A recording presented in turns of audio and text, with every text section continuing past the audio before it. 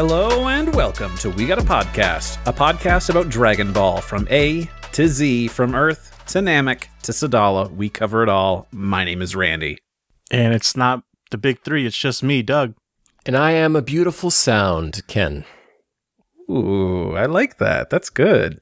We're the world's strongest under the heavens trio de dangers here every other week to talk your ear off about fights, goofs, and everything else in the Dragon Ball cosmos. Douglas, how are you doing, my buddy? Hey, man. I got more figures. Want to see? I'm just kidding. I got nothing. Yeah, this time, I guess. No, fresh out. Waiting for the big haul to come in a few days, but it'll be a big haul when it does. So that's Santa's coming early. Santa's always coming, baby. Yikes.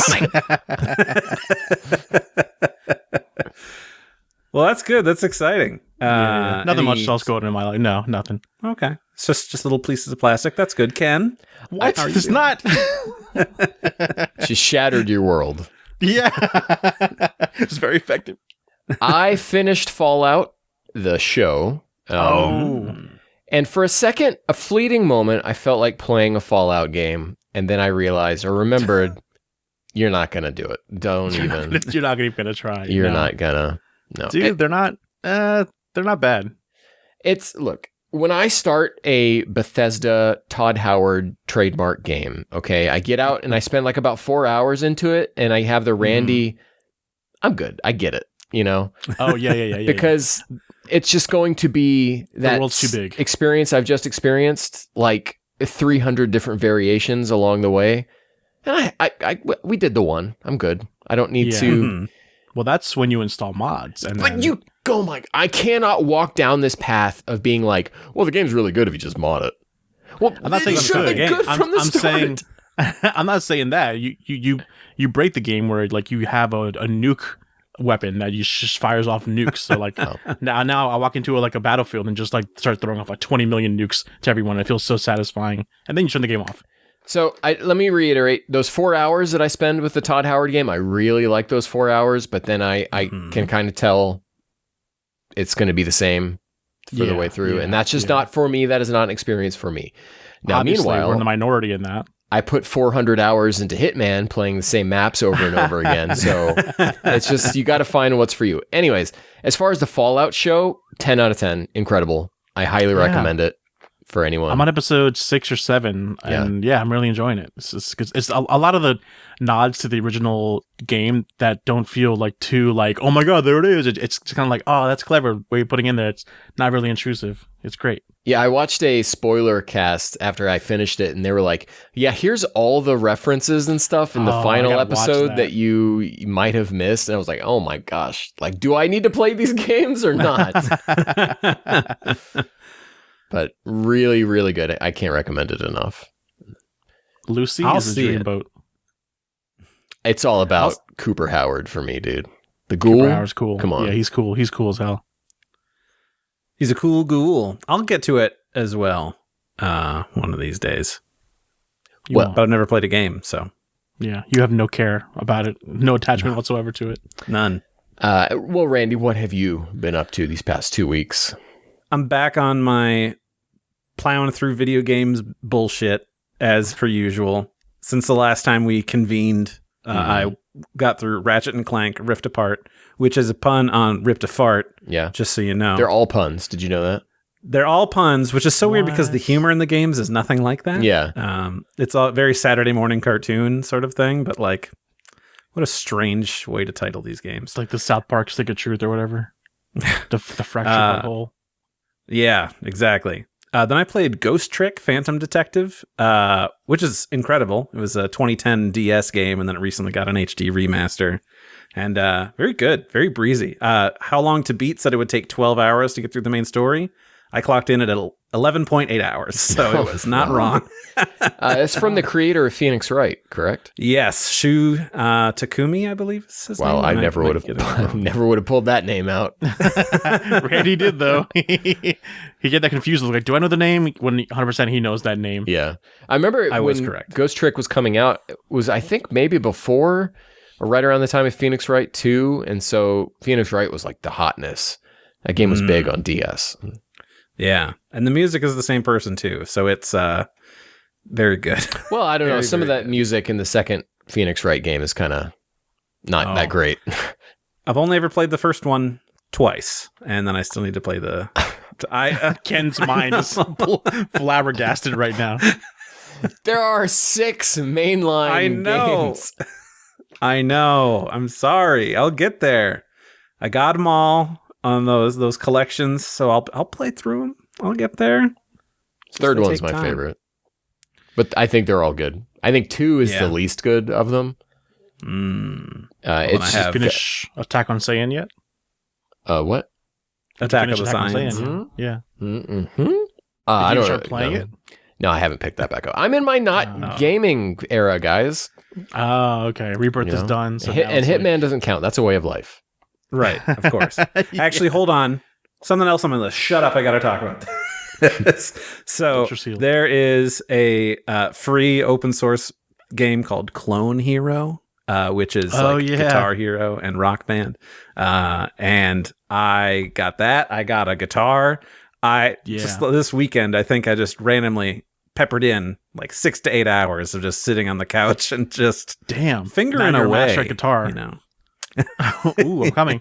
Did you get it because it was on sale? I saw the guitar peripheral. No, I pre-ordered it for a full fat price, which was ridiculous. But this is a new it, thing. So. I didn't know. I thought it was just been around for a while. I know the game. Clone Hero has been around for a while, but what I got was the PDP Riffmaster, which was a new guitar controller put out for Fortnite Festival, which is their own rock band sort of thing. You know, they call Doug the PDP Riz Master. Oh, only moms do. But it's good. I've been playing through old Guitar Hero tracks. I've been playing through custom tracks. It's man, can't stop. Good stuff. And one day I'll graduate from hard to expert. I promise. You can get there. Literally, that's how I was with Beat Saber. Things just started making sense after playing hard for enough. You go to expert, and it's like, oh, I see the matrix. I see the code. I don't think I have the muscle in my pinky finger to be able to really play those games. Yeah. The thing with expert is now you've got 3 chords that you have to hit at the same time, and it's like very strange finger dexterity one has to have and to like do it back and forth very fast. So it'll take some time, but it is like riding a bike. I did jump back into playing on like hard difficulty. Put those soldiers away. I'm doing my finger exercises, making me feel things. All right. Well, thank you for shutting up. Because I wanted to talk about Clone Hero. If you're interested, anybody out there, just do a little Googling. You'll find what you're looking for. Trying to get the clone army going, so you can basically hook up most guitars throughout the years to your computer. I miss playing Rock Band, Guitar Hero type stuff with friends. That was a highlight of gaming. Well, you know what I did? I installed it on my Steam Deck. So now it's a party in a box. I can just take it to people's houses, connect it to the TV, connect the guitar to it. We can do rock and roll so all simple. night long. That's how it should be. Yeah, I spent hours trying to get like a Quest set up on someone else's TV. It's the worst thing ever. Oh yeah. Yeah. They don't make it easy. But you know what we do make easy is listening to really great Dragon Ball content here on the We Got a podcast. Against face and my face. We're quite sure where we were going with that one. It was a rough Randy's segues are always like You're always in for a treat with me. So we are here again today to talk about Young Jijii's Dragon Ball AF Part 2 in our read-through of the interesting manga series. Please do. Ken, could you please tell us what is the deal with this? What is this manga? Yeah, so just big picture, if this is your first time listening to us talk about Young Jijii's Dragon Ball AF, or if you just need a refresher, this is a sequel series to Dragon Ball GT, not the first of its kind. Of course, Toyotaro, previously under the pen name Toyble, did his own version of it. Both of these 2 sequels of GT based on one image a guy named David Montiel Franco did of his character Tablos in an issue of a magazine, a Mexican gaming magazine called Hobby Consolas in 1999. So there's some history here behind Dragon Ball AF. And anyways, we are now in the second, and these are arbitrary parts that we're splitting this into. Basically, we're just kind of splitting it into like whatever villain they're fighting, or whatever villains, as we'll get to in the next bit. But so we're in the second part here, and Randy, why don't you tell us of where what we're picking up from? Sure, no problem. So, 3 years have passed since Son Goku saved the world from the evil dragons with the Super Ultra Genki Dama. The peace enjoyed by our heroes is suddenly shattered by the arrival of Aiz, Frieza's son. Gohan, Vegeta, and the others fight tooth and nail, finally overcoming his terrible power, but at the cost of losing Pan. The only way to bring her back is to use the Dragon Balls, but that will risk reviving the evil dragons. Can our heroes become strong enough to take on the evil dragons without Goku? And I wrote that before reading this. Wait, is Pan currently dead? I forgot all about that. Yeah, she's dead. Oh my god. She got future trunked by Cell, by Aiz. Jesus. So yeah, she did. All right. Now, last time I want to say I listened to the last episode we talked about this, and I seemed low energy and down and everything. Well, guess what? I put my good time hat on today, guys. We're gonna have a good time. He took his pills. Talking about AF. It's at a solid 2 inches right now. So Ken, I was about to interrupt. I was interrupting you. So go ahead. What were you gonna say? Big picture. Where are we at? What did you guys think of these three, Randy, technically you wanna go? 2.5 chapters?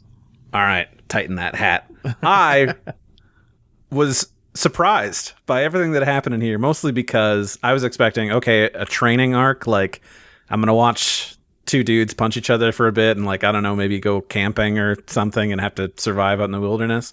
We have like 4 pages of that before, like, oh no, some other dudes are here to screw with you and make life. I'm like, whoa, I did not expect villains to show up in a training arc for the next villain. Like, that's a surprise.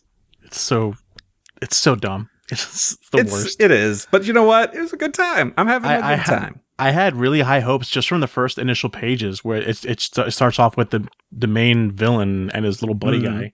I thought the dynamic between the two was like perfect. Like, oh, this feels like Dragon Ball where there's a stoic, like dramatic guy like I'm bored. Other guy is just playing his Game Boy like what's that? No, I'm good. I'm chill. I'm almost done with this boss at this level. And but then it just goes downhill really quickly after that. Yeah, that's very classic Toriyama. There were a couple of interviews he gave, one in V-Jump 2013, where the interviewer was talking about Vegeta, Nappa, Kibito, and Kaioshin. When characters first appear, they certainly often do come in pairs, and Toriyama said, that way I'm able to explain the characters and their relationship to each other through their interactions. In my case, I feel that it isn't good to insert too much narration. I suppose Goku and Bulma are representative of that. And then again, later in the Dragon Ball Volume F movie pamphlet, he also talks about, with new characters, I always try to introduce them in pairs. With one character, you're stuck with just monologues or narration, but with two, you can use their conversations to explain things, so you don't need any narration. Yeah, and they seem more unique because they're allowed to like bounce off each other and like, oh, this character is this way and this character is that way, instead of just one enemy being there and just being like the boring bad guy of the week. Yeah. But how'd you feel about it, Ken? The whole thing of the narrative? It had the potential to be fantastic. Yeah. I don't think Jijii was able or possibly equipped to execute on that. Because it's not great. All right. It's still not great. No. But this again feels like fan fiction. But I think reading it, I was like, oh, I could see the path before us of where we could go with this if Jijii was an abled writer in that way. Right. Everything is laid out there, but just isn't the same story connecting dots. It's a lot of like obvious exposition, obvious reasons for characters not to be here, reasons that Toriyama is a lot better at hiding. Right, but the whole thing of introducing the two characters at once. When he introduced Aiz, he was basically just the one guy who showed up, right? And we hated him. He sucked. We spent most of that last review talking about everyone else but him. But in these ones, it's definitely centered on these two guys talking to each other. So it's like, you start off and you're like, oh, did Jijii like understand Toriyama? And then the answer is no. But he tricks you into thinking he might have at the start of this. Well, we knew that wasn't going to go that way when we have the big dude and the small dude, and then the big dude is actually the bad guy, not the small dude, which is classic Toriyama. Have the small one be the real threat. Right. It's a reversal of like, oh, the expectations are actually correct, which is not Toriyama's style. Well, I wasn't too peeved off about that. I was kind of more peeved off that their characteristics went away so quickly. They just became the same. Yeah. They really dropped. So I guess we're just going to go ahead and get into the plot here. Is that let's do it. These two guys, Marble and Chiyoko, and Marble is exposited to us as the next leader of the king of the demon realm, which Dabra previously was, as Kibito calls out when they first see him. And this guy is somehow, even though he was like under Dabra, he's several steps stronger than him. They had a hierarchy, so it was definitely like a royalty lineage. Like, it just wasn't his. Yeah. Maybe it's like when you're playing chess. When you're playing chess, the king is like the weakest piece, really. Oh, fair. I have a chess analogy I thought of for the end of the manga of this that I'm going to bring up later. Ooh, yeah. All right. Settle in. Stay tuned for more chess. Jokes. Shut up. So, do you guys know what Chiyoko's name pun is? I didn't think about that stuff. No. Good, because neither do I, and I don't think there is one. This sounded cool. See, I thought about looking up. I'm like, nah, Ken's got my back. He'll know what's going on. Well, I did look into it, and Chiyoko is generally a feminine Japanese name. It's an everyday name. Mm-hmm. But if you break out the kanji in it, it can mean 1,000 generation child, which I guess is hinting at this little demon who looks like a kid, but is actually super old. Yeah. It would have been cool too, because of that, if the character ended up being a woman as well, and that kind of like being like a little mini joke as Trunks and Goten are going to fight this thing. It's like, come on, dude. And it's like, I'm a girl. And like, what? And then like, typical Dragon Ball hijinks of that. That would increase the age rating of this, and I don't think they could. Oh, you're right. Chiyoko doesn't wear a shirt, so. Right. But it's the demon, so yeah, but whatever. And then as far as Marble goes, I have no idea. Maybe it's just because like a marble statue being like something that's seeking perfection, maybe, and that's kind of what his angle starts out as. Is that what this character's name is? Marble. Or cake. Marble cake. I mean, food. Oh, marble cake. Mm-hmm. Or marble. He's just I can't think of a marble. something to do with Dabra, where it's like a marble of Dabra. Chiyoko is straight up Beelzebub. Yeah, I got 100%. That feeling. How timely. That manga hadn't come out yet, had it? Yeah, it had. Oh, it had. Yeah. Because I swear, there's a kick in there that he does, and I'm like, that looks just like Beelzebub. Yeah. When was Sandland? Like early 2000s? 2001, something like that. Because it was when it came out when Jump first started here, which was 2003. So it is at least that old. Speaking of referencing things, we have to again address that this is just full of almost tracings of original art. 100%. Oh, yeah. Which, like, before ever reading this, like back in the day, just hearing about this AF thing, and I heard that, it's just a lot of tracings. I'm like, yeah, but I mean, I guess that's kind of cool. It's like a little homages or whatever to it. But after reading it myself, it's so much and so egregiously like one for one that it takes away any like, oh, that's cool. It's just like, oh, again, you're taking this from this. This is the Raditz. Yep. This is. He loves that fight. Yeah. Goku versus Jisen Bada, like, Ki shout thing that sends them flying. Yeah. The blast, and it's like, and then he just turns into Piccolo at one point after they fuse. So we're not going to get away from the tracing, right? That's something that's going to just there plague this series all the way through. From the first time you see Trunks is like when he's saying to Goten like his plan, he does his like little finger thing. Yeah. And that's like that looks like that's exactly the young Trunks one when they're in the tournament or whatever, like, or no, when they're going to go to the chamber and everything and do their plan, but it's just Trunks older and with his hairline receding higher, so it looks so weird. Yeah. You know what I mean? I wanted to page back through part 1 because right away when we started part 2, I'm like, why does Trunks have his young hair where it's not a middle part, it's now to the side?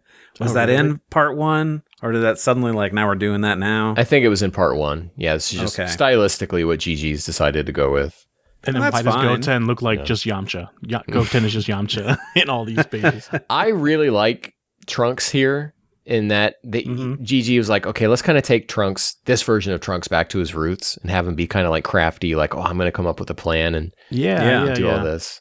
And there's payoff I like for it that. later, too. Oh, yeah, absolutely. So they're going to do the Super Saiyan 4 tail pull out on Vegeta And Gohan. and Gohan, So, which... like, they have not had a tail for a long time. Right. They better be assuming that there is a nub of a tail already there, because otherwise, what are they yanking at? If it was a human, just like you and me, what are they yanking at to get the tail out? Like they did in GT. At least in GT, they showed Goku's little nub poking out. It was my understanding that it only worked because Goku was a kid, and he was at that point in his life where his tail was still growing back. Part of that puberty where it's like, coming out. But these are Gohan and Vegeta are full blown adults, and it's like, let's pull out your tail, okay, and just like, ugh. Which was Poor strange guys. to do, because in GT it was like, oh, we got to pull this out because this will unlock your true power. So then we did that. And then Goku's like, I guess I'm stronger now. And that didn't work. And then it's, oh, well, this was actually the step to becoming Super Saiyan 4. Right. These two have already achieved that. So it's like, well, you got to get your tails because that's going to be your true power. Yeah. But we already know that didn't do that's jack. dumb. Why You're are we right. doing Either I didn't read that and my brain rejected it, or I just thought that this is by true power. It means that they don't have to use the little thing anymore. the Bruce Wave thing. Wave Yeah, controller, yeah. maybe. Either way, Also- it's just so dumb to see, like, oh, you know that thing that we did in GT? Let's just do that again. And they didn't even learn from it, because in that one, remember, because guys, we watched GT. Unfortunately. When they use the pincers on Goku, Goku's like, oh, well, I'll fly away because I can put that much more force out than you guys Right. pulling it. And that's how they do it. They don't do it. Elder that way. Kaioshin and Kaioshin were present for that, so why aren't they doing that Yeah, with like, Gohan? Let's try this again. It's funnier to have him hold on to a rock. That's why. I guess. It's easier to trace, I guess. Also, Gohan became like Super Saiyan 5 or something in part 1, didn't he? Yeah. Oh, Had did some he? other transformation. Oh, from like Pan dying or something? Yeah. Yeah. But he still can't, So- because that's like that breaks off of SS4, so he... Oh, it does. That's Yeah. canon to AF. Mhm. well, but we'll regardless- find out. Vegeta and Gohan are just like, you know what? You know what Goku did in Dragon Ball Z? He said, let the kids take care of it now. So let's make that our reason for not showing up either. Let's let these kids. Gohan's like, I'm 25. Or no, actually, it's GT, so he is older, I guess. But still, feels very... I liked that, quite Yeah. honestly, because it wasn't our main group again. I We're like the yeah. result of having Goten and Trunks having to do it, but the Toriyama would And have Oob. with a much more like clever disguised way of saying why these guys can't reach. Like in the superhero movie, the new one, it's just like, oh, Goku and Vegeta just didn't know about it because no one could reach them or whatever. See, I don't really think that's clever. I think it's better if it's a character moment, especially this is coming from Vegeta, who's always down to fight. You know, he's down to clown all Right. the time, right? And now he's like, no, I am actually not going to clown here. I will let the children clown, It's a more mature and I will moment for stay him to here. do that. Yeah. But we haven't but even. it's So just we're not even there yet because Arbitrary. Marble and Chiyoko, they're like, hey, well, Marble's bored. He's like, I want to experience new sounds. I want new sounds. I want new which I sounds. hope we're gonna get into. Which is cool. It's a cool, like, oh, this guy's really weird. Yeah. Yeah. He's into this, like, sound thing. Like, If okay, all right, Jijii, if where are it we ever going paid with off. this? Yeah, right? Like, it's cool. I'm intrigued in this guy because you've made him so weird. Yeah. He hates whistling, and then Piccolo rips his ears off and tells Gohan, start whistling. Yeah. I don't like that sound. But And no. So they What do we show get? up to an unnamed city, and he's like, oh, he's listening to all the sounds of the city. Oh, I I love this sound. Is this these the are new Kendrick? New sounds. Oh yeah. my gosh, so good. That's going to be outdated by the time this episode comes out. Yeah. And then he blows the city up so that Chiyoko can understand the sound Why or does he- something. Why does he blow it up? I love this sound. Let me destroy it. Psh, oh, I want more sound. Well, I guess because that What- destruction is a new sound. The destruction of sound is its Okay. sound. I can buy that, but it still seems very wasteful. Yeah. To, like, here's the one thing. Why don't you just do so? I don't know. It's so stupid. Well, see, that could have been a good line of dialogue for him to put in there. Of Marble fleshing it out, why he's such a threat. He'll be like, even the destruction of a new or even sound having his is little new. buddy, what is his name, Chiyoko, to like Chiyoko, be yeah. like, if you liked it, why did you just do that? Because he'd be like the straight man, like, Yeah. why did you just blow up the sound you like? And then he could explain, Marvel could explain, like, the sound of destruction is even better. The screams were an even better sound. Let's go find more of that. Yeah, Am I more hallucinating? variations. I thought it was that he likes the new sounds, but like people and stuff were just like too noisy and like was bothering No, I other think he good liked sound like the design. honking and the city sound. Like he was a typical New Yorker. Like he loved that shit. I'm walking here, and then blows up the whole Yeah. borough there. Yeah, why not? So, and then that's where chapter 4.5 ends. Really promising start to this little interstitial arc. Yeah. And then it continues. And then we just get back onto our fighting a villain Dragon Ball GT Yeah. Trace-a-thon. Volume 5. Man, his dialogue, Jiji's dialogue is awful. I'm wondering if it's so bad or if it's the translation. It's got to be a mixture of both because it's just too bad all over the place. So yeah, I don't. Supposedly Herms translated at least some of the earlier stuff. I don't know if he did this, but whoever like put the words into the manga, Yeah. their grasp of proofreading. English isn't necessarily the best. And no one talks like these characters talk. It's very weird. But even so, when you have like Oob coming up to Chiyoko and be like, "All right, I'm your opponent," and then Chiyoko says, "You think you can be my opponent?" I don't think a whole lot got lost in translation there. I think that's just bad writing. That's just maybe, but I feel like Herms. If you say Herms translated it, he's translating the what's in Japanese word for word. It's the responsibility of whoever's adapting this into English to like change some things so it sounds more natural in an English speaking. Oh, for this, I'm sure. I mean, it's no the one's same getting person. paid for this. So I'm not saying like you should have done this. I'm just saying that that's what we got is someone who wasn't paid for it. Well, just putting it on the page. It's not like they were like working with the best dialogue in the world in Japanese. That's too. Everyone talks like a fucking Shakespearean, like, however, this will happen if I do this. And that's Trunks talking. However, like, what? There was some stuff we'll get into in just a little bit. There was a term that Marble and Chiyoko kept saying, and I had to look it up. It's like some Italian thing. What is Oh, right. Yeah, but we'll get to that. So Can't recall. we got more traced Raditz, which is great. I will never Always forgive. good. I will never forgive those who damage my planet. It's also another Trunks segment. But so Oob versus Chiyoko is pretty cool. Oob Yeah. getting to do stuff, always great to see. Yeah. Yeah, I What always is have that a shot of all of them powering up and like Oob in the background like this and then like Trunks in the foreground like this. Like that's a cool shot. What is that trace from? I'd have From to Namek. I think it's Gohan. Is it three? and- Is it and three different? Krillin. Oh, and Krillin. But who's the Yeah. third? Or is that just taken from somewhere else combined? Then hey, That young could've been Jijii. from somewhere That's the kind of tracings that I like, where you take different things and then combine them. It's like trivia. You have It's to like figure a, out where no, it's from. No. Will there be trivia tonight? Oh my god, I forgot. This hallucination, this genjutsu fight that Chiyoko does with Oob is really cool. And I'm like, okay, Jijii, your dialogue sucks, but we're still like conceptually very cool here with what we're doing. There's a new idea. You've given us an excuse to see Goku again without actually having to bring him back Yeah. in Oob doing this fight. And the idea is that as Oob does this genjutsu fight against Goku, Chiyoko is like absorbing and gathering all the power that Oob loses during the fight.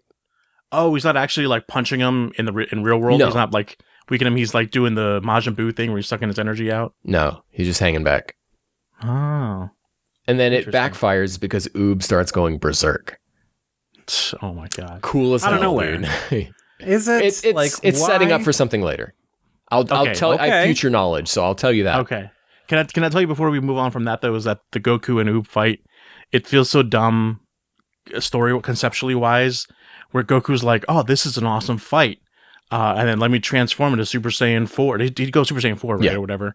Immediately after doing that, then he starts shooting his Kamehameha at Oob. And I'm like, that is the dumbest thing any fighter. No one would like, that's your final move to end the fight. You're Dragon like, Ball oh, this is fun. GT. Yeah. This is my chess analogy where like you're playing chess with a guy like, oh, this is a really heated chess battle, but then the other guy just pulls out a gun. Now we're doing it. Bam, shoots him. Why? You were having a good chess battle. You wanted to continue here, right? Where you pull out your gun and kill the guy? That's how they did it in the Wild West, Doug, okay? Yeah. Oh yeah, I'm sure. Those parks where old men play chess in the Wild West were crazy. So then Chiyoko says something like, "Oh, my bote secrete didn't work." That's how I read it. And he and Marble keep using this phrase, and I'm probably butchering the pronunciation, bote secrete, which just means surprise attack. Oh, Why? really? Or like Ugh. more akin, I guess, to like powerful concealed attack. I'm interested to know if this was in the original Japanese or if it was a translator choice. It's odd. Yeah. It's odd. Either way. I will probably never know. I'm not going to go seek this out in Japanese. Are you saying this is like a French word? Probably which is written out in French and then just left untranslated. Possibly.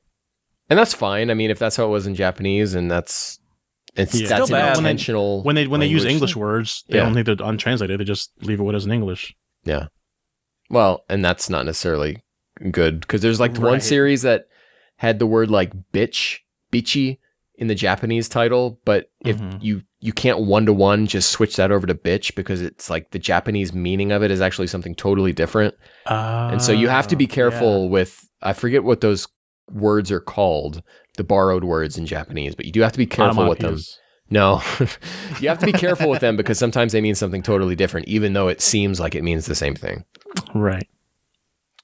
Go Tanks, baby. Woo! He's back. He's here. Finally. He's an adult. They actually let him do it. And by they, I mean Jijii, who's one person. But He did it last time. Jijii didn't give us that. Jijii gave us adult Go Tanks last We've seen part. Go Tanks before. Yeah, remember he got his arm punched off? Oh, that's right. He got tension. Huh? Yeah. I mean, Go Tanks. Last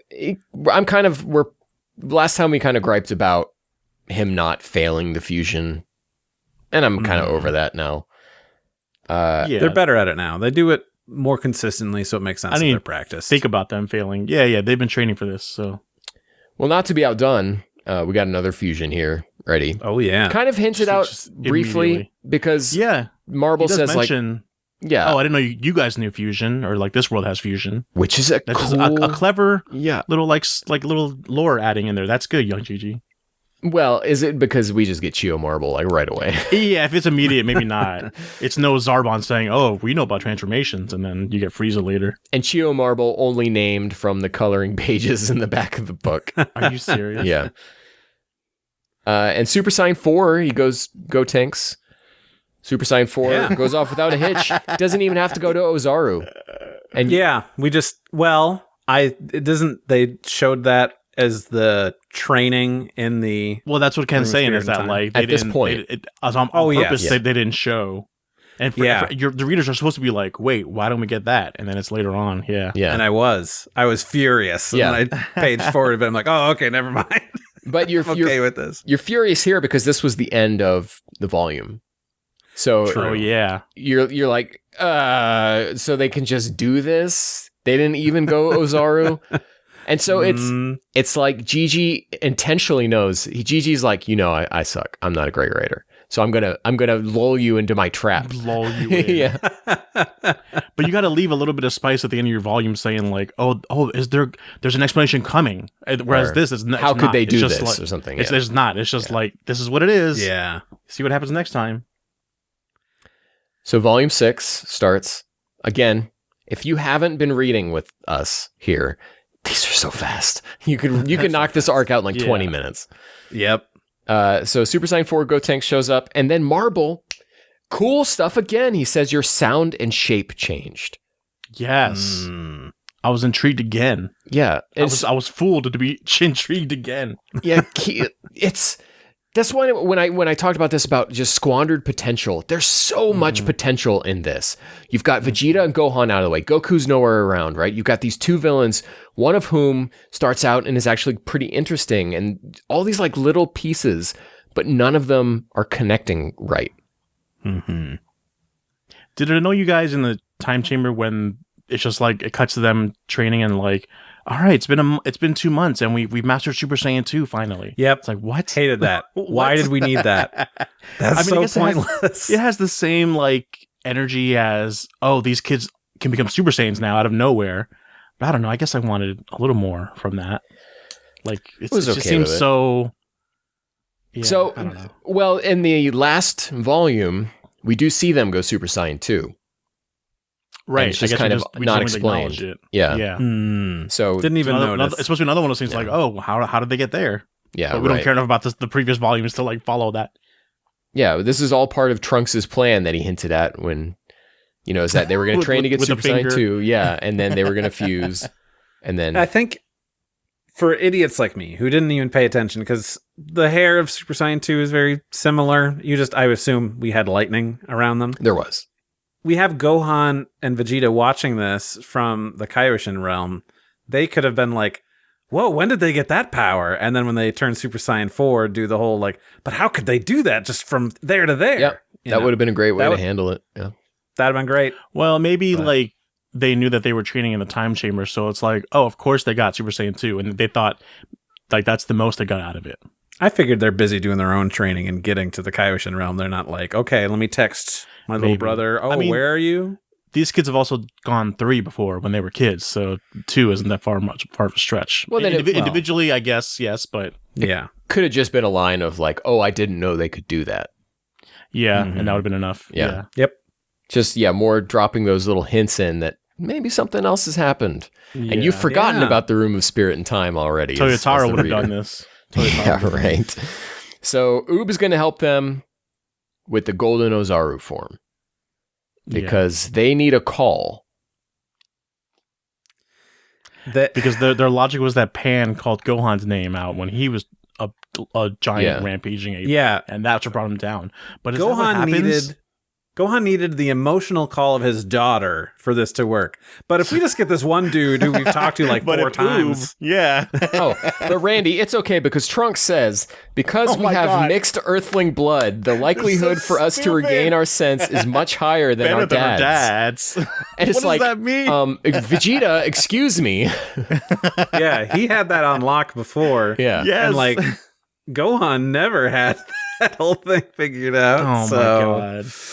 Yeah, we literally have when Vegeta goes Golden Ozaru and like pretends to go crazy. I think maybe he did a little bit. And was he did because like he blew up Bulma's car. Yeah, but then he grabs Goku and then is like, JK, you thought me, the Prince of all Saiyans, would do this? No, I got it. And then he goes Super Saiyan 4 like immediately. It's great. Well, it's not great writing on this end. But I do like that they establish what they're doing and that it took them 3 days. I mean, even though they're just telling us. It still took them 3 days. 3 days. Did Oop forget their name? Is that why it took them 3 days? On the 3rd day, he tried Go Tanks. Yeah. Oh, wait. So they did this when they were fused. Yeah. So they would have had to unfuse, fuse back together, turn into a big monkey again. It was a lot of time built into it. What happens if they defuse as a Ozaru? Makes you think, doesn't it? All right, moving on. Not too hard, yeah. So, Super Saiyan 4 Go Tanks, that's about it. That's the highest level we're at here. Marbles, he can't, there's no eyes. Yeah. And Burning Kamehameha. Sure. It's cool. That's one of those things where it just takes me like a second to be like, wait, why? Okay, I guess. Because it's cool. This is like, I would not be surprised to learn that this is in Heroes, this attack. Yeah. It feels very much like a Heroes thing. It was just like, okay, this Trunks doesn't do burning attack, first of all. And then it's like, Kamehameha, I guess that's a Goten move out of default. Couldn't they have done Kamehameha as a throwback? But no, he's an older guy now. I'm sure he realized it's actually called Kamehameha. Yeah, he's not 7 years old anymore. He's not 7 years old, yeah. And so here they make you think that this worked. The burning Kamehameha killed him. Mm-hmm. And I was like, oh, Jijii, come on. And then no, he lived. And I'm like, okay, all right, Jijii. Are we pulling back here? Are you going to make me believe in you? Because the fusion's run out. Mm-hmm. And this guy's super powerful. Alas. A bunch of ass. He is too worn out, and Oob is able to just finish him off. Yeah. Oob that's what gets you want out of your grand story is that like, oh, the big thing, this guy over here can take you now. He can finish you off. Yeah. And then in this moment, Chio Marble does his triangle beat. A sound-related thing. Oh, man, a sound-related move. Like yeah. beat. What is that going to lead to? Nothing. Absolutely nothing. We get a kind of cool little beam clash, though, right before he's destroyed. Yeah, I guess. Squandered potential.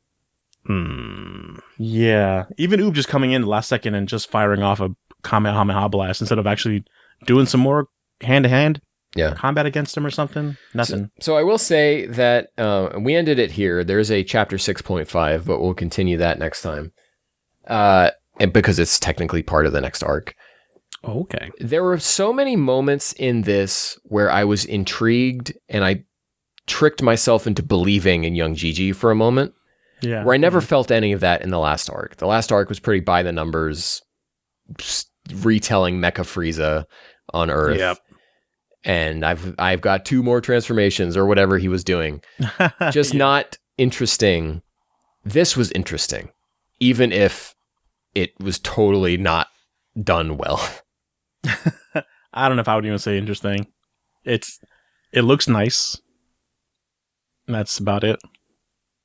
Unless, all of it was traced, I felt that there was definitely, a little bit better art here for a lot of the pieces. There weren't anything that screamed at me of like, whoa, that's off model. There was nothing that was original that made me go like, whoa, that looks cool. Everything that looked cool was the tracing of Toriyama. And yeah, I don't know. It just didn't look good. You should strap in because I think personally of what I have read of this in the past, I think this is as good as it gets. Wow. Ken, why do you say that? Wow. When you want us, episode, I could be wrong.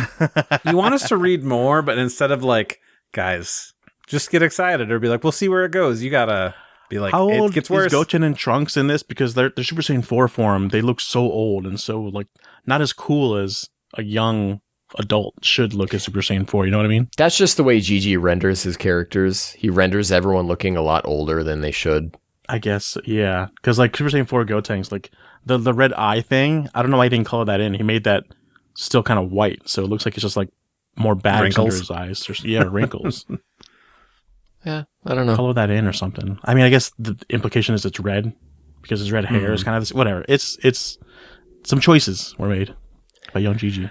Talented artist, talented tracer. Yeah, he knows how to composite his tracings together.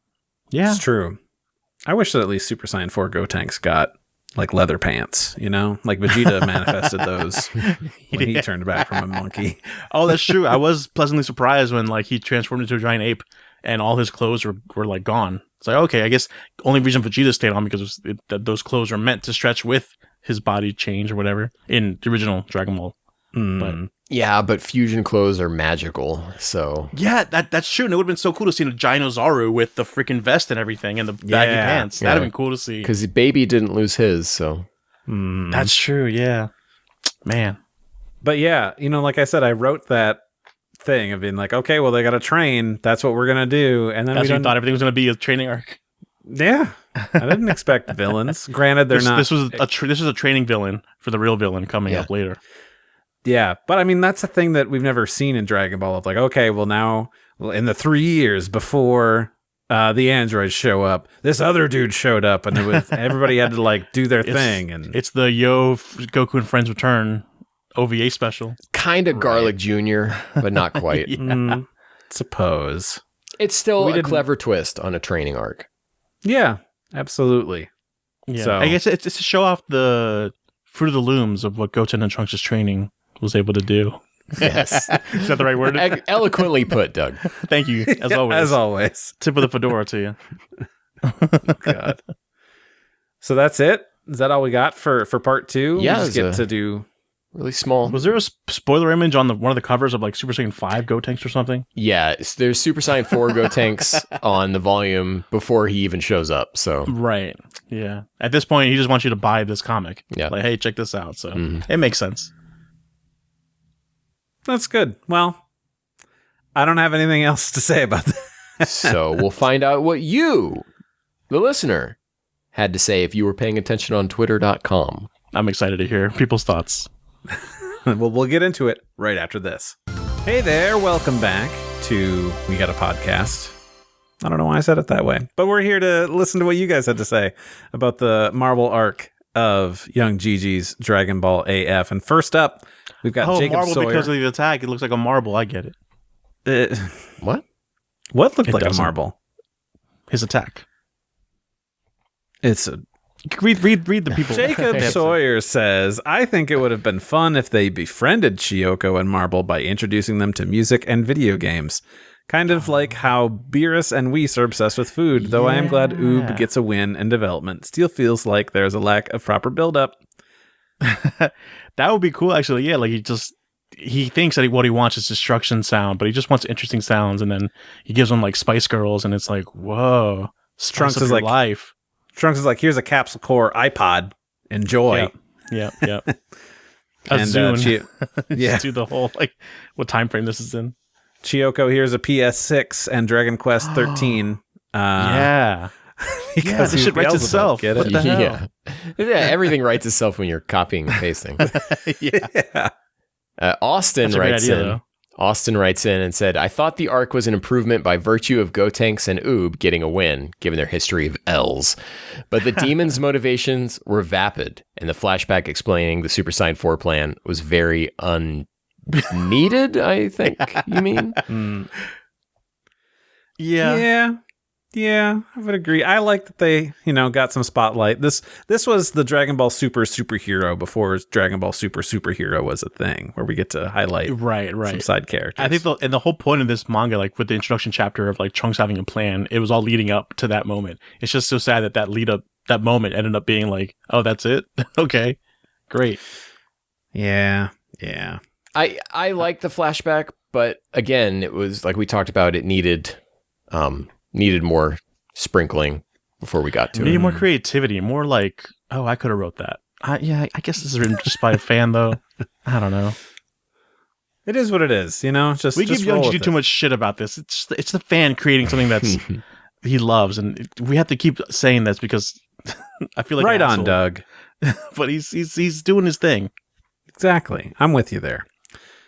Trent at Woodland Buckle. I was going to say Woodend Buckle, but it's Woodland Buckle. Really like that we get Goten, Trunks, and Oob dealing with a major bad guy on their own without Vegeta or Gohan there to help. Plus, seeing Gotenks have red hair and fur in Super Saiyan 4 is a cool nod to Gogeta, and I always love when we get more of the Demon Realm. As well as foreshadowing for Oob's power in the next arc. Ooh, save out those spoilers, Trent. Don't want to ruin it for the rest of us. I pre-spoiled you guys, so Apparently. Trent gets a pass. I didn't even think about that. Yeah, he does have red hair, Super Saiyan 4, doesn't he? I just kind of just didn't went with think it. that. Is that just because it's fusion, or is that... I don't know. It's cool. Oh, wait, no, because that's what Goku and Vegeta had when they fused Yeah. into Gogeta, Super Saiyan 4. Okay.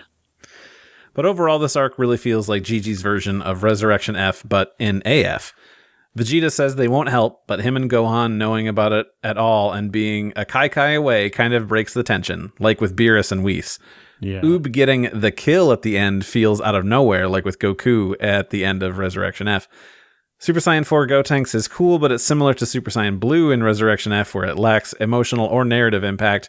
Only difference is that Super Saiyan 4 Gotenks is only in this arc, if I remember correctly. What? Bummer. I agree. The villains are fine, but I really wish Jijii played with them being from the Demon Realm more and not just an explanation for why they're so strong. Why they're bad guy. Yeah. Ultimately, I feel like you could just cut this arc out and it would have made AF better. Jijii probably wanted to show off how capable Goten, Trunks, and Oob are, but I think the arc before and after shows that off well. It just hit me after writing this. Young Jijii made Dabra's successor get killed off by Boo's reincarnation. Wouldn't be surprised if this was the only reason he made Oob kill Marble. Didn't think about that. It's interesting. Wait, explain that? What do you mean? Dabra's successor, Marble, is killed by Boo's reincarnation, Oob. Oh, okay. Whereas just like Dabra was killed by Boo. So now, gotcha. One level but down. I think that's what I was trying to get at with the whole. The reason for Gohan and Vegeta not being there is so dumb. That there's no tension at all. At any moment, they could be like, "All right, they need us. Let's go." So it never feels like it. Just feels like, when are we going to get there? It's kind of surprising that we didn't get there, but I guess because he wanted to give Oob and Gotenks a win. But no tension at all because of that. I guess I didn't even really think about it. I wasn't thinking about that they could just step in. I was in the moment in the story, I guess. Well, because I lacked faith in Young Jiji's storytelling, that I'm like, oh, this is just retelling of the Buu saga when we put all our trust in Gohan, and then Goku's watching. It's like Goku's like, oh, he can't do it. I gotta step in. I thought we were just gonna get a retread of that. You know what I mean? And he pulled the rug out from under you. He pulled it. He's under basically us. Toriyama 2.0. Genius, 10 out of 10. He's basically. I'm wondering. Ken, don't spoil it for me, but I'm wondering, are we also going to wish back that city that was blown up? Because that's a lot of people. They're just I don't remember. gone. No. Don't remember. Probably some If you unnamed kill off city. Pan, this is a gritty tale. Packet at Proto Packet writes in and says, I actually read this far for the first AF pod. Where the hell do these chapters start and end? I know, right? And preferred eyes. Bad art reuse, poor pacing, and very low stakes causes to just be a waste of time. Sparks to something cool with no follow through like most fan works. Yeah, it's those sparks here, which I think the Eyes arc lacked. But I mean, if you like the Eyes arc for different reasons than you like this one, then I could see that. But yeah, I think it gets better. It's been better than that first arc, but yeah, I think it's just cool to see Gotenks go through all the forms. So I think that's why this sticks out for me more. It's like, oh, Super Saiyan 2, oh, 3, 4, 5. Let's go. 5. Spoilers. See, I don't even know what's happening in this thing I just read. Yeah, we saw 5, right? He was 5. That was somebody else who also looks kind of similar. All right. Nero Nova says, for starters, it's nice the Eyes arc led to this one pretty naturally with the need to use the Dragon Balls again, minus the villains, which just kind of showed up and just kind of died just as quickly. It is still nice to see the rest of the crew have a plan, get a win by themselves. Have a crew, have a plan, get a win. Okay. I'm sorry. I don't know. It's fine. It's late. Yeah. Yeah. Yeah, and that's one thing that we're finding pretty consistently here is that people like the fact that it's like the B crew got to take care of this. Yeah, I agree with that. I so wish that we got more out of the demon realm. Like maybe see more of the subjects and how they're like being left without their king. Their king is bored and he just decided to leave them all to go. So you want to see sound. You want to see more of the demon realm, but dragon realm. Sorry, you're not a fan. The demon realm actually exists, and we have pre-knowledge of that thanks to Dabra. All right, yeah. The dragon realm was all bullshit. Toyotaro is now leading this canon, Doug, and he can do whatever you damn well pleases now. Not my Torium. Pika fan 3 writes in and says, positives, the art brings the characters to life, and I'm excited to flip every page to see the amazing art. Negatives, this art could be removed and nothing would change. Also, the artificial stakes via Vegeta refusing to help removes any tension. Also, I disagree with the risking the fate of billions of people for the sake of a teachable moment. It makes Vegeta and Gohan look bad to play with lives like that. From a narrative point of view, I understand that a character must have something to do, but not at the expense of other characters' image. Positive, the build up to the Super Shadow Dragons is paid off well. I feel excited to see what happens next. Negative, I feel that despite being called volumes, not much story is in them. It's just one big fight, and that makes it hard to separate this arc into recognizable scenes. Yeah, I did the best I could in separating the chapters out because I was having to like break mid-volume in this. And the way that we've been reading these is I just give Doug and Randy the exact pages they need, so to them they don't have to think about which volume stop nice and simple. go in. Oh, okay, I'm hitting the right button on the computer and it doesn't go anymore, so I guess that's everything. I forcibly stop them from reading too far. Yeah. It's a curated experience. I highly recommend getting yourself a Ken. He's Get yourself a Ken sold at Targets near you. I agree with the whole. Yeah, it doesn't feel like Vegeta would. It feels like a Goku move to like let the kids kind of like take care of this now, but because he's kind of like not whimsical. I don't know what I'm looking for. Dumber, I guess, for lack of a better term. We just gave whimsical a new meaning. Where Vegeta's a lot smarter, and he would like weigh that out and be like, that's not worth it. You know what I mean? Goku would definitely do it, but Vegeta wouldn't. Yeah. You're right. It does kind of much more feel. I don't like that. Yeah. Putting the expense of a bunch of people on Earth just to be like, well, we'll see if these kids can do it. Yeah. Is just kind of like, really? And then Randy, our final comment.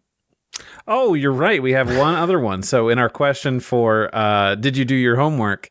Smug Stick just says, no way, LMAO. Hell yeah, my man. So, Mr. Stick, if you're listening to this, I hope this was just as enjoyable as reading it, or maybe more so. I'm not sure if he's saying that to that question or if the suggestion that this is better than Eyes. I'm going to assume is that they didn't read it. Yeah. In which case, you saved yourself an hour. And if you didn't listen to this podcast, you saved yourself 2 hours or more. Yeah. So think about that. Put that in your makes you think, noggin. Yeah. Oh, man. All right. Well, cool. That was fun. Thank you guys for letting us know how you feel about that. And strap in. I'm sure we'll do part 3 at some point. Ken won't let us leave until we finish Jijii's AF. How bad these are, it is just still fun to just sit here and shit talk it with you guys. So the discussion makes it worth it. Yeah. Yes, totally. Absolutely. 100%. Like, see, this thing this guy put his hard work into, that's shit. And we can agree. I'm sorry. You know what I mean? Do you know what I mean? You guys don't agree with me. I get it a little bit. I couldn't do better than what he did. So I'm happy that he got to put his work out there. But yeah. Yeah, absolutely. So there's a reason why Toriyama was a genius. That's where I'm gonna stop talking. True. True. I should have brought this up before we jumped into that tweet, but I wanted to bring up, if you check out our show on Spotify, we always have a poll and a Q&A going on in there. And, you can interact with the show that way, and it's fun. I struggled to come up with a poll for this episode. Struggled was the word I wanted to say. Not struckled, whatever word I just said. We just create all sorts of new vocabulary. Talking like Doug nowadays. Yeah. So I just asked one of the age-old questions. What form was Gohan using against Dabura? Oh, no. Oh, wow. You want to get us canceled real quick.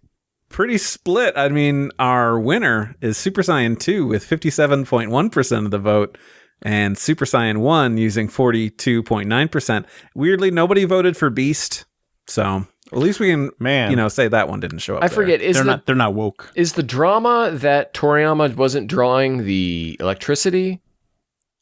I think so. Because I don't remember any electricity in the anime. He does transform into Super Saiyan 2 at the Budokai. Yeah. But then it's like, well, why didn't he transform into that while fighting Dabura, who is as strong as Cell, and Gohan is now weaker than he was when he fought Cell, so he really should be 2, but there's no indication exactly, other than the anime where I think they use the Super Saiyan 2 hair for a lot of the designs for those shots. Right. I would say Super Saiyan 2, and you could still be a weaker version of Super Saiyan 2 than when you were as a kid. It's just like Goten and Trunks as kids are weaker versions of Super Saiyan than what a Goku would be right now.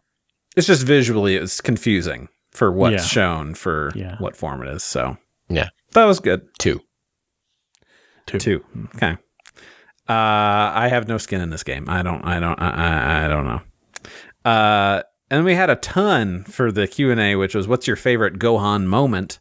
And I wanted to highlight a couple of them. Rockman171 says, it's recency bias, but when he showed up to the fight in the Moro arc wearing business casual, man.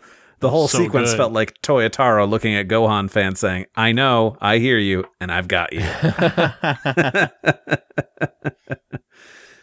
Let's see here. Of course, Gander says nothing beats the Super Saiyan 2 transformation against Cell in the original Japanese broadcast. Unmei no Hi, my brother. Unmei no Hi is so good. Yeah. Can't say no to that.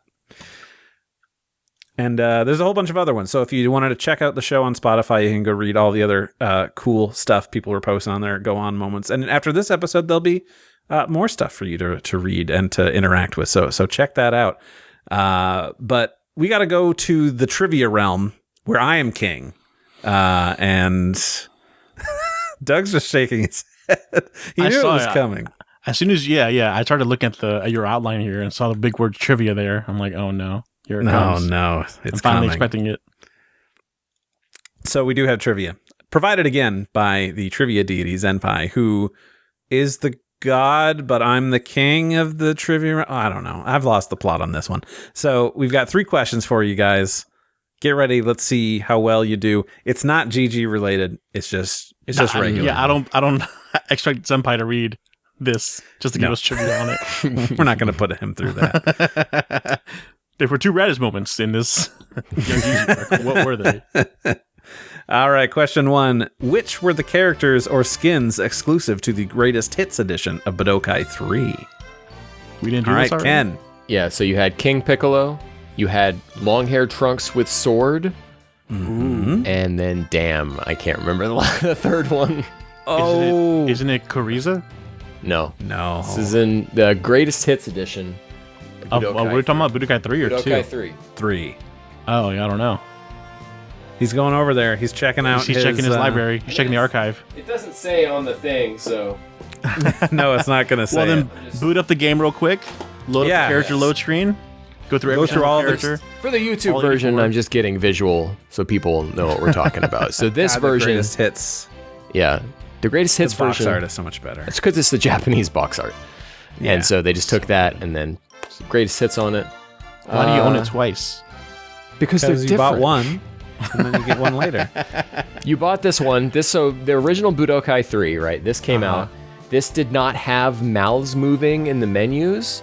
I'm not there's even sure. even that much difference? I'm not sure if it had the Japanese. It didn't. I couldn't. The I wouldn't greatest be able hits to was the first convince one. my parents to buy me a second copy of that game, even though I did want it. But I bought the collector's edition of that. That came with like a little Broly mini figure. The Chibi line, I think. The they called it. Chibi, yeah. So yeah, Budokai 3. This came out, and then I don't know how long it was after that. They did the greatest hits version, which was basically the Japanese version. And you could port your save over, so you didn't have to grind out tournaments all over again. So yeah. Dang, bring me back to 2003. Is it Goku with the halo?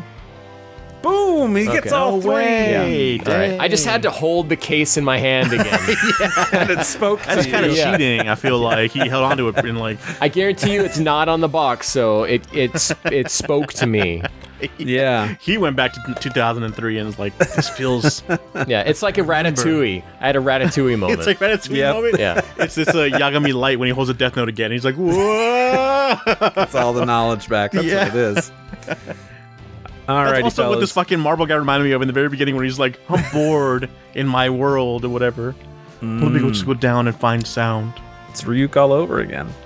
Question 2. What is the color of 4-year-old Gohan's hat in the full color edition of the manga? Doug. It's green. You got it, buddy. Got the special edition. Go right there. Right there. If you're looking at the visual. Oh, okay. Yeah. The But that's 10-foot red. Goku and Gohan. Yeah, you can't see the other one. I have both. So why It's is the it? one out of frame. So why is it different in the full color edition? I'm afraid to ask. I don't know. That's just the way Toriyama initially colored it. Full color San, which is who I'll name the person who did the coloring, decided to do it that way. I don't know. It's funny, the box that this figure came in, it's like the brown shipper box that you get with like SH Figure Art, so you can't see what's inside of it. But it says the Goku Gohan, and then under it says Special Color Edition. But you can tell it's like a sticker. So I peel that sticker off, and behind it says Comic Book Edition. So I'm like, did they not feel like Americans were smart enough to understand what a comic book edition color was? Why do they feel the need to put like an obvious sticker on there? It's so weird. This might be our most informative trivia session yet. This is real trivia, my friends. I ripped it because it's kind of hard to keep it in peace, but there's a sticker of I'm talking about. Interesting. Anyway, If you weren't watching, you didn't miss anything. it was only interesting. It's only interesting fact to Doug. That's the only thing. I was like, this is interesting. What is this? All right. Final one, guys. How many Dragon Ball games came out specifically for the Game Boy Color? I'm gonna You got say the legendary Super Warriors one, but I'm gonna say 2. Doug's going to say 2. Yeah, Ken? there's our card game one. well, since Doug wasn't right, apparently, I'm gonna say 3. Oh, you should have went the other way. Legendary Super Warriors is the only one, Really? and Zenpai implores you to go play it. He implores us. Yes. Is that the card game one, or am I thinking of something else? No, That's probably for the original Game Boy. Legendary Super Warriors is the one where everyone and their dad made custom sprites for that game because it has such like an interesting look to the sprites. Everyone's like super ultra deformed and they look cool. Interesting. Okay. So yeah, Game Boy go Color. play it.